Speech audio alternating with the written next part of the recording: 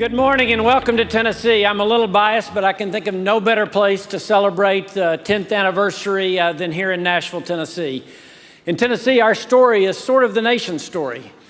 Several years ago, the United States Chamber of Commerce gave us an F for truth in advertising because we were saying that 70% of our students were proficient at grade level.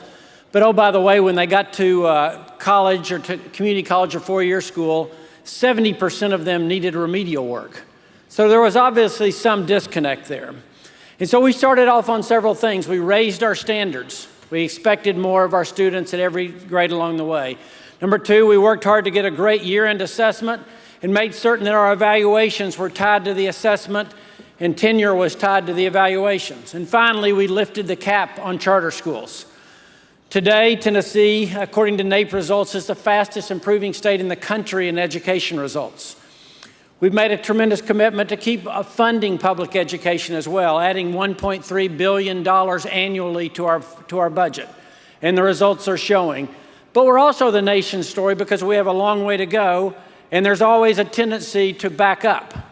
The press to make certain that standards are high enough and we have the right assessments and evaluations tied to those is a battle that is a daily battle, and there's always people who want us to go backwards. The other thing we've done in Tennessee is we became the first state in the country to have every adult, if you've graduated from high school, be able to have 2 years free of community college or technical school all across the state.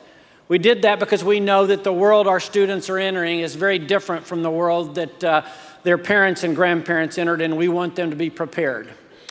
It is an honor for me to introduce one of the governors that I respect the most. You know, I'm finishing my 7th year as governor, and there's a saying about governors in their last year: rooster today, feather duster tomorrow.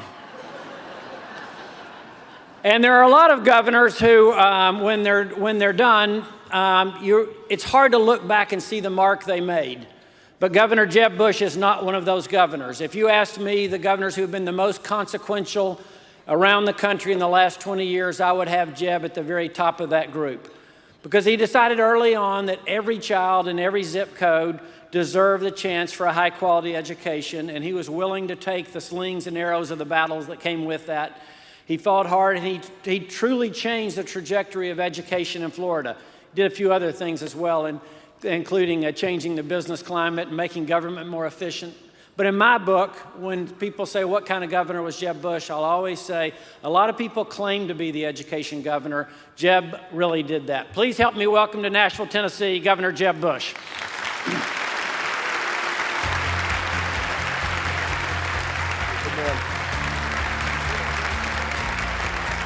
Thank you all. Thank you so much. Thank you, Governor Haslam. It is great to be in this beautiful state. There's a reason why we're here, and it's your leadership. If there wasn't the kind of rising student achievement that Tennessee students have seen because of your reforms and great teachers and committed parents, we'd probably be in some other place. But we're lucky to be in Nashville. It's a really incredible city that's going to be on the vanguard of the new America, because it's focused on the things that will make it possible for the next generation to be able to stay in their own communities and have jobs of purpose and meaning. I am excited about the Drive to 55 effort that Governor Haslam has initiated. In our work at the foundation, we're seeing every state focus on this effort of how you connect education, making it relevant for the world that we're moving towards, which is dramatically different than what we have today.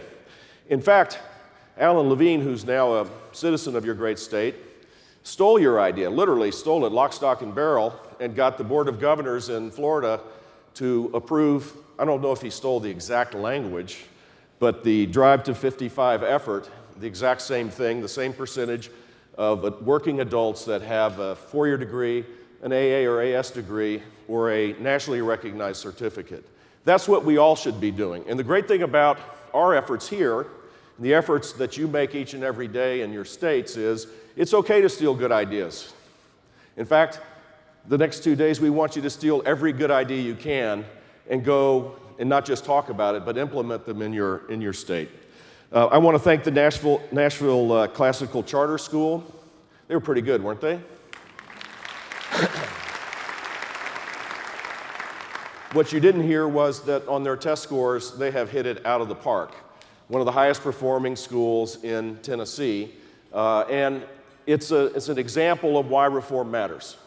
If those kids didn't get a chance to go to a high quality public school, a charter school, who knows what their outcome would be. And so we're delighted that they were here, and I hope that we implement more schools like that all across the country so that we don't gather every year in the summits figuring out how to change our education system that it's already been changed. Good morning, everybody. Welcome to the 10th annual summit on education reform. 1,100 people, more than 1,100 people from 40 states are here. They've come to the Music City to see what's working, what's new, and what's next in education reform, and we're really glad you're here. I want to thank our sponsors for their generosity. Without them, we couldn't make this happen, and we're delighted that they continue to provide support. 10 years ago, Patricia and I and a couple others decided to have an annual summit and kind of hoped and prayed that people would actually show up. And we did it in Orlando, a state that we knew well, and I was a little nervous about it, so I invited my mother to guarantee a pretty good audience. Thankfully, she agreed. She remembered me, I guess, that I was still her son, her favorite son, of course, and she showed up, we got a good crowd, and we launched our effort to try to work with states with humility in a collaborative way to encourage people to be big and bold and to change things. In this last year, you all have done extraordinary work, and I think it's time to just pause a little bit and recognize the outcomes of the cumulative effort of many people in this room. More than 3.5 million students are going to public or private schools of their choice, which is more than double the number of students in 2007, 10 years ago. 90% of all states in the District of Columbia allow charter schools, with Kentucky joining the ranks last year. Congratulations, Kentucky. We've got about 4 states left, and my guess is that'll be done in the next few years. More than half of all states in the District of Columbia offer at least one private school choice program as well. Congratulations, Illinois, for joining those ranks this year. More than 2/3 of states have adopted laws or policies to help students learn to read independently by 4th grade. An important policy initiative that doesn't get the kind of attention that it needs to. If a child doesn't learn by the beginning of 4th grade, it is clear, as clear can be, that that child will have dramatic changes in their life going forward. But if they are literate by the start of 4th grade, they can begin to acquire knowledge. More than a dozen states have joined Florida in grading schools on a scale of A to F. Transparency and accountability still matters. It's a great challenge of our time today, but I hope you realize that if parents know where their children are, everybody aligns their interests to assure that there's learning gains for kids. Several states have adopted funding strategies to create incentives for student success. On behalf of the millions of families that are benefiting from education reform, thank you for challenging the status quo. Thank you for advancing reform in the face of extraordinary and well-financed opposition. And thank you for putting kids first before politics, affiliation, and partisanship. At our first national summit 10 years ago, I said education was like an 8-track tape in an iPod world. I thought it was really cool to pull out my iPod, thinking I was a very hip guy 10 years ago. I held up my Nano as an example of transformational innovation. That same year, Apple launched its first App Store. Fast forward 10 years, today the iPod is literally obsolete. A massive 92% of Americans between the ages of 18 and 29 own a smartphone, a computer that has more power in it than a massive IBM computer of a generation ago. And consumers have access to millions of apps on multiple platforms.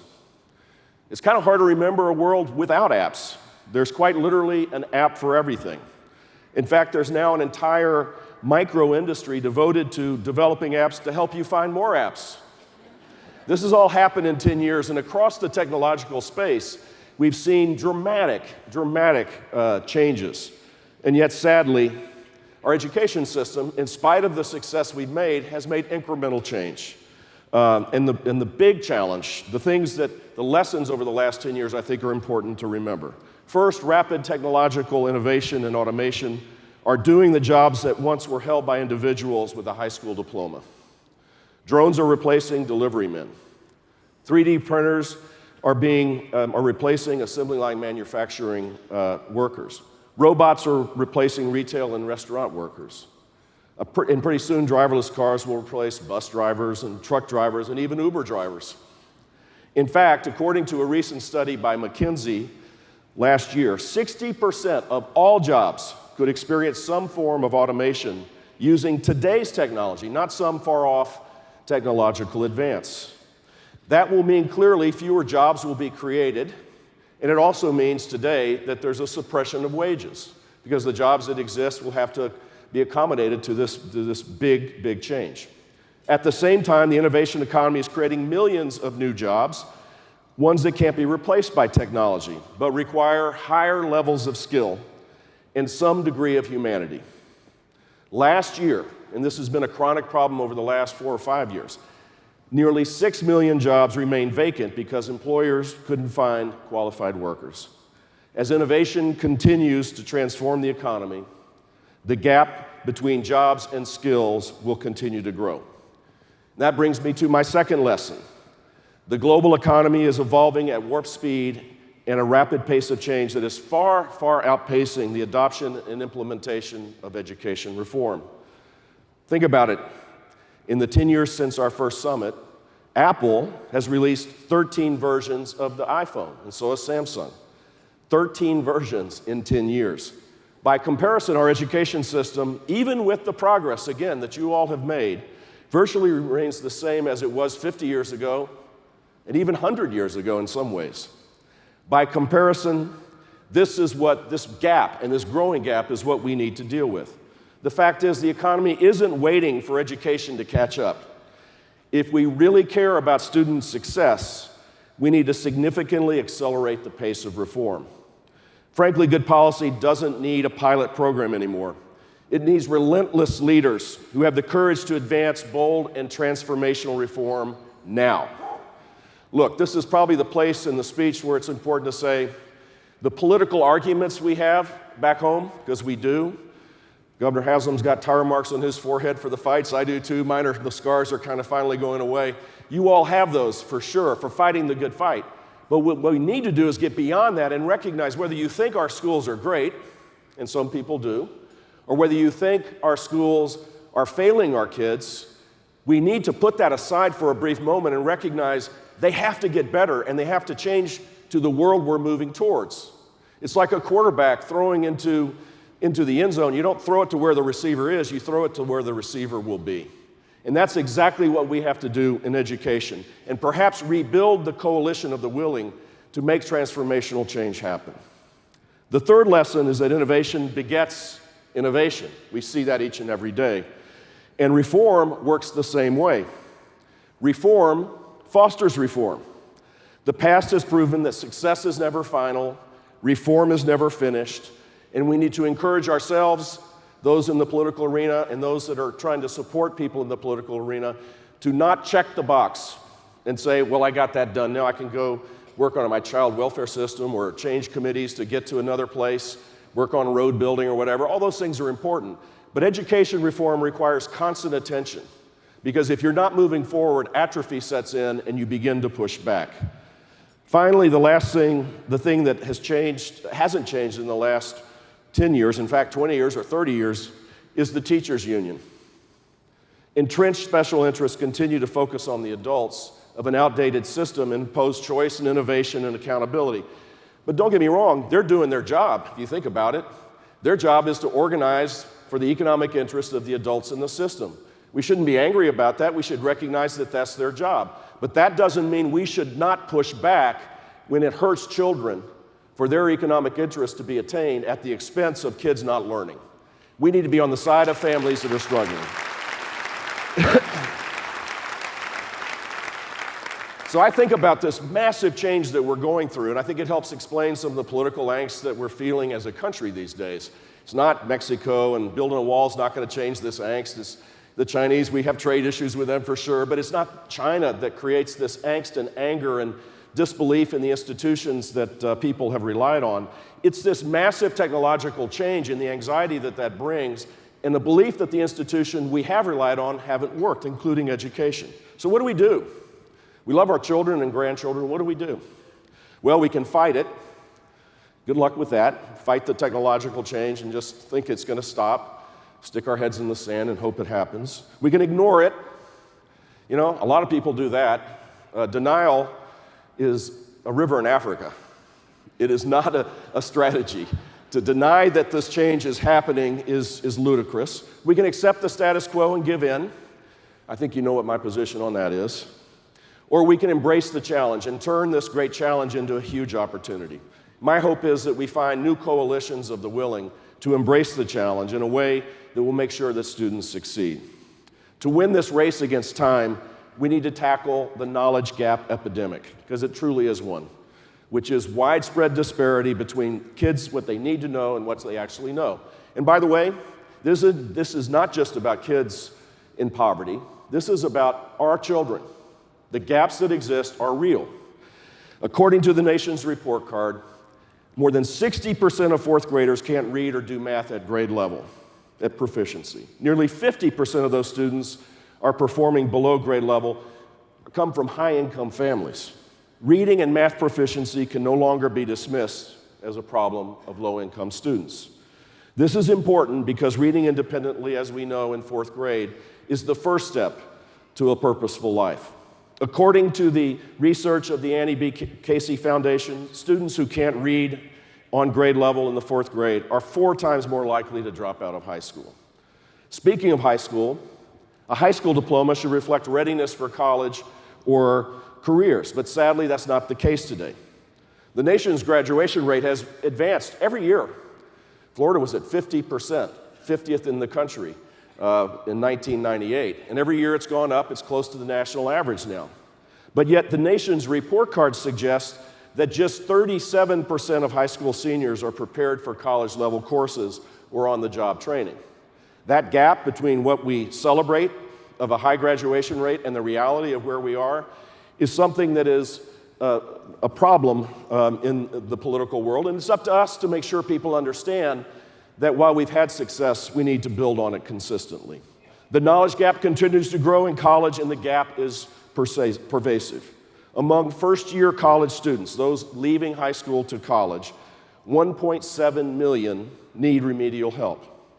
Currently, more than half the students entering our 2-year community colleges and nearly 1 in 5 students entering our 4-year universities are placed in remedial work to redo, in effect, high school math and high school English before they start getting college credit.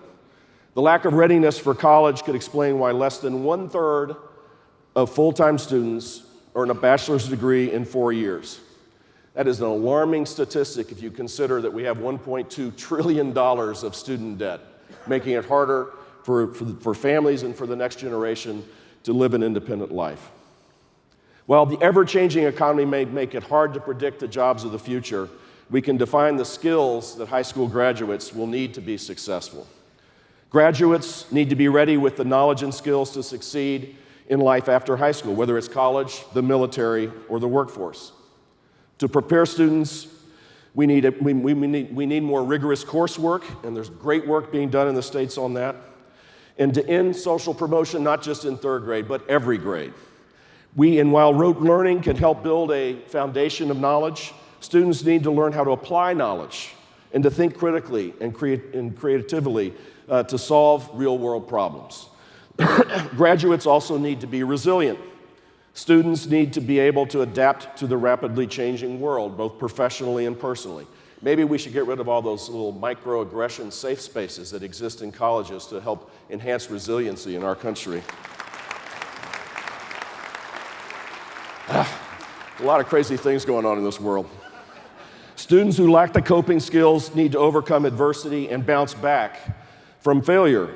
They will struggle in an increasingly competitive world if they're not being able to do that. To build resiliency, we need to move to a personalized learning system that gives students the time they need to master the material.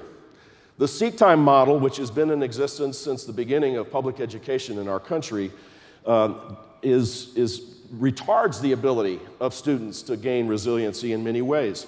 And it also prevents excelling students who quickly grasp the content to move ahead at a faster pace. Finally, graduates need to understand what it means to be a responsible adult. Our country will not survive. Our country will not survive if 75% of the population can't name the 3 branches of government, or if more people depend on government-funded assistance than contribute to the federal coffers. To instill a sense of civic and financial responsibility, we need a lot more high-quality civics education across this country and economics.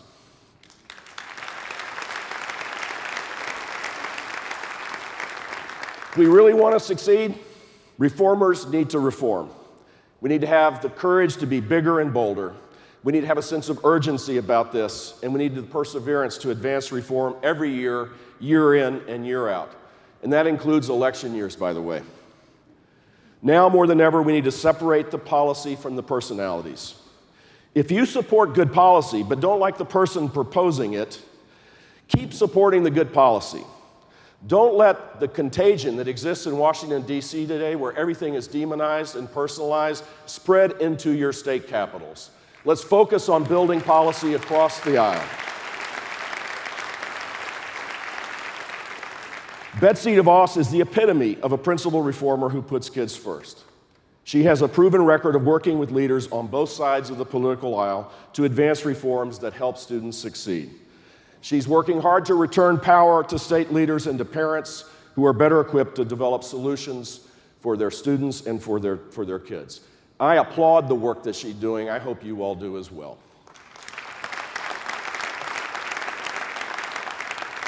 The progress of education reform over the last decade is encouraging, but frankly, it's happening too slowly. Incremental reforms can yield systemic change, but it'll take too long. We need to be much more explosive in our efforts to bring about transformational change.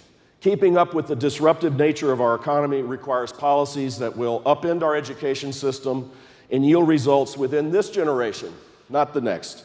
You all are the ones that are going to make that happen. I wish you Godspeed in your effort, and you know that the foundation will be there to help you along the way. God bless. Welcome to the summit.